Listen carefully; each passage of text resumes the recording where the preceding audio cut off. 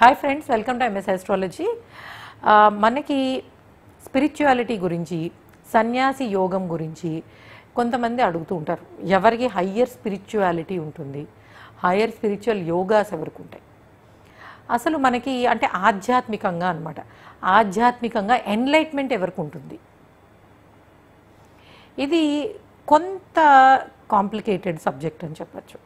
ఎందుకంటే ప్రతి గ్రహం ఎంతో కొంత ఆధ్యాత్మికని ఇస్తుంది. అయితే పూర్తిగా స్పిరిచువల్ ప్లానెట్స్ అంటే మనకి అంటే 100% ఇవి ఇస్తాయి అనేది గురువు, కేతువు. ఈ రెండు గ్రహాలు హయ్యర్ స్పిరిచువాలిటీని ఇస్తాయి. అలానే చంద్రుడు, శని, ఈ రెండు గ్రహాలు కూడా. అయితే చంద్ర శనుల కాంబినేషను, గురు కేతువుల కాంబినేషన్, ఈ రెండు కొంత డిఫరెంట్గా స్టడీ చేయాలి. ఎప్పుడైనా సరే ఇంకొక కాంబినేషన్ ఉంటుంది, అది కేతువు, గురువు, చంద్రుడు, ఈ మూడు గ్రహాలు. ఇది ఒక అద్భుతమైన స్పిరిచువల్ కాంబినేషన్ అని చెప్పచ్చు. అది కూడా ఏ భావంలో, సప్తమ భావంలో కానీ, వ్యయస్థానంలో కానీ, అష్టమంలో కానీ, ఈ మూడిట్లోనూ ఉన్నప్పుడు ఇవి ఎక్కువ ఉంటాయి. అఫ్కోర్స్ లగ్నం కూడా అనుకోండి. అయితే మీరు అడుగువచ్చు సప్తమ స్థానంలో ఉంటే ఎట్లా అని. ఎప్పుడైనా సరే ఈ మూడు గ్రహాలు లైక్ గురువు, కేతువు, చంద్రుడు, ఈ మూడు కానీ, లేదు చంద్రుడు, కేతువు, శని కానీ, ఇట్లా అనమాట. అంటే ఈ 4 గ్రహాల్లో ఏదైనా 3 గ్రహాలు అవ్వచ్చు. చంద్రకేతు, శని, గురువుల్లో ఏవైనా 3 గ్రహాలు లగ్నంలో ఉన్నప్పుడు డెఫినెట్గా, లగ్నం అంటేనే మన సోలు ఇవి కాబట్టి డెఫినెట్లీ అది ఇస్తుంది అనమాట, మంచి స్పిరిచువాలిటీని ఇస్తుంది. సప్తమంలో ఇలాంటి కాంబినేషన్ ఉన్నప్పుడు లగ్నాన్ని చూడడం వల్ల అది కూడా హయ్యర్ స్పిరిచువల్ వాల్యూస్ని ఇస్తుంది. ఇక 12వ భావంలో కానీ, అష్టమంలో కానీ ఉన్నప్పుడు, యూజువల్గా 12లో కానీ 8థ్లో కానీ ఉన్నప్పుడు ఏంటంటే ఇవి వాళ్ళకి ఇంకా ఎక్కువ అనమాట. అంటే మనకి 12th అనేది హయ్యర్ లెర్నింగ్స్, అన్నిటికన్నా excellent creativity and the end of life కూడా.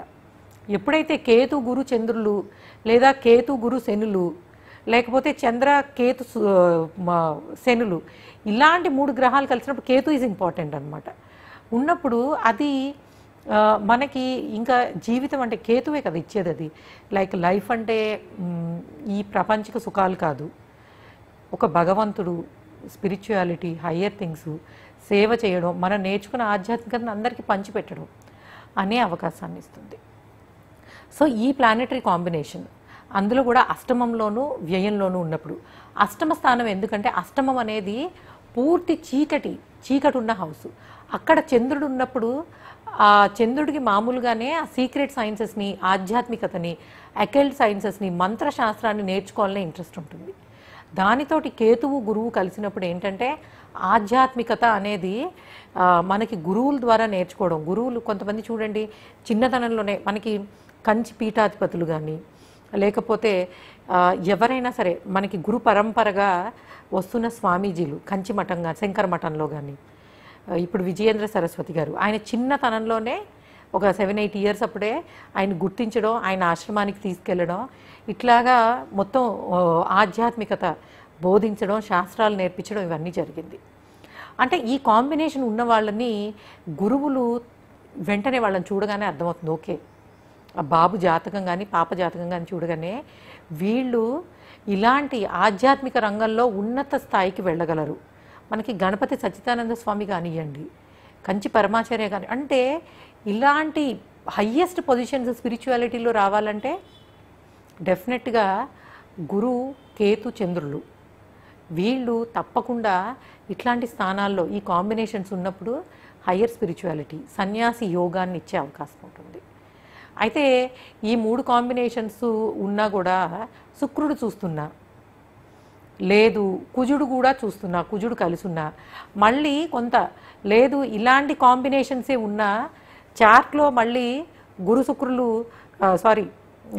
కుజుడు, శుక్రుడు లైక్ 5th హౌస్లోనే కలిసి ఉన్నారనుకోండి, ఇది ఆ ఎంజాయ్మెంట్ అంతా అయిన తర్వాతే ఈ స్పిరిచువాలిటీ వచ్చే అవకాశం ఉంటుంది. అంటే చార్ట్లో ఒక కాంబినేషన్ ఉన్నప్పటికీ మళ్ళా మనకి ప్రాపంచిక సుఖాలను ఇచ్చే గ్రహాలు శుక్రుడు కానీ, కుజుడు కానీ తప్పకుండా మళ్ళీ మంచి స్థానాల్లో ఉండాలి. అవి ఏ సప్తమ స్థానంలోనో లేకపోతే పంచమ స్థానంలో ఉన్న మళ్ళీ లగ్నంలో ఉన్న డెఫినెట్గా మళ్ళీ అటువైపు వెళ్ళిపోతారు అనమాట కొంత. Okay, first enjoy the life then spirituality అన్నట్టు. కానీ ఎప్పుడైతే ఈ మనకి స్పిరిచువాలిటీని ఇచ్చే గ్రహాలైన గురువు, కేతువు, శని, చంద్రులు వ్యయస్థానంలో కానీ అష్టమ స్థానంలో కానీ సప్తమంలో లగ్నంలో కలిసి ఉన్నప్పుడు మటుకు కొంత ఎక్కువ, ఎస్పెషల్లీ లగ్నం సప్తమం ఈ రెండిట్లో ఉన్నప్పుడు మటుకు తప్పకుండా వాళ్ళు మిగిలిన గ్రహాలు ఎక్కడున్నా స్పిరిచువల్ వేలో వెళ్ళిపోయే అవకాశాలు ఉంటాయి. అంటే ఫ్యామిలీ వీటిని అన్నిటినీ కొంత పక్కకు పెట్టి సన్యాసాన్ని తీసుకునే అవకాశాలు, ఆధ్యాత్మిక గురువులుగా మారే అవకాశాలు ఎక్కువ ఉంటాయి. సో ఎవరికైనా ఈ కాంబినేషన్స్ ఉంటే అట్లా వెళ్ళిపోతామా అని మటుకు కంగారు పడద్దు. ఎందుకంటే మిగిలిన చాట్లో మిగిలిన గ్రహాలు ఎక్కడెక్కడ ఉన్నాయనేది కూడా ఇంపార్టెంట్. కాకపోతే హయ్యర్ స్పిరిచువాలిటీ వాల్యూస్ని మటుకు ఈ గ్రహాలు తప్పకుండా ఇచ్చే అవకాశం ఉంటుంది. సో ఇది మనకి దీని సన్యాసి యోగా అని కూడా చెప్పచ్చు. బట్ దానికన్నా కూడా హయ్యర్ స్పిరిచువాలిటీ, ఎన్లైట్మెంట్ ఎలా ఉంటుంది అనేది. అయితే 12వ భావంలో కేతువు మోక్షాన్ని ఇస్తాడు అని చెప్తారు. అందులో గురుకేతువులు 12లో ఉన్నట్టయితే తప్పకుండా వీళ్ళు ఈ జన్మ అనేది ఆఖరి జన్మ అయ్యే అవకాశం ఉంటుంది. అయితే మనకి దీనికి ప్రూఫ్స్ ఏమి ఉండవు కదా. అంటే ఫర్ ఎగ్జాంపుల్ మిగిలిన గ్రహాలు చూడండి, శుక్రుడు మీకు యోగాన్ని ఇస్తున్నాడు, లేకపోతే రాహు మిమ్మల్ని కింగ్ చేస్తున్నాడంటే విత్ ఇన్ ద లైఫ్ తెలిసిపోతుంది ఇస్తున్నాడా లేదా అన్నది. మోక్ష ప్రాప్తి అనేది యూజువల్గా మనం ప్రూవ్ చేయలేంది. కాకపోతే మనకి మన శాస్త్రంలో చెప్పినట్టు పరాశర హోరశాస్త్ర కానీ, ఫలదీపిక కానీ, జాతక పారిజాతం కానీ వీటిలో చెప్పినప్పుడు కేతువు నవాంశలో కానీ రాశి చాట్లో కానీ వ్యయస్థానంలో ఉన్నప్పుడు, గురువు వ్యయస్థానంలో ఉన్నప్పుడు వీళ్ళు మోక్షాన్ని, స్వర్గప్రాప్తి పొందే అవకాశం ఉందని చెప్తారు.